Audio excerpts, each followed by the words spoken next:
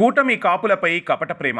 ఏదో ఒకటి చేసి కాపు వర్గాన్ని తెలుగుదేశం పార్టీకి దూరం చేయాలన్నది వైసీపీ ప్లాన్. అందుకే కాపు వర్గంపై ఓ ప్రేమ కురిపించేస్తోంది. తెలుగుదేశం పార్టీ పుట్టినప్పటి నుంచి అన్ని వర్గాలకు సమన్యాయం జరగాలని, అన్ని విధాలుగా అందరికీ న్యాయం చేసే విధంగా రాజకీయం చేస్తూ వస్తోంది. అయితే తాజాగా ఎమ్మెల్సీ అభ్యర్థుల జాబితా విడుదల కాగానే చెలరేగిపోయిన వైసీపీ పార్టీ కూలీ సంఘాలు దేశంలో కాపులు అంటే చిన్నచూపా అంటూ ఓ పెద్ద పెద్ద కథనాలు వండి వడ్డించేస్తున్నారు. ఇదిలా ఉంటే కాపు వర్గంపై తొలినాళ్ల నుంచి తెలుగుదేశం పార్టీ తమదైన ముద్ర వేసుకుంది. వారికి ఎప్పటికప్పుడు తగిన ప్రాధాన్యత ఇస్తూనే అందరినీ సరిసమానంగా చూసుకుంటూ వస్తోంది. అదీ కాక ఎమ్మెల్సీ కోటాలో ఇప్పటికే జనసేన తరపున కొనిదెల నాగబాబు పోటీలో నిలవగా మళ్లీ కాపు వర్గానికే ఇస్తే ఇతర వర్గాలకు అన్యాయం జరుగుతోందని భావించి నాయుడు నిర్ణయం తీసుకున్నాడు.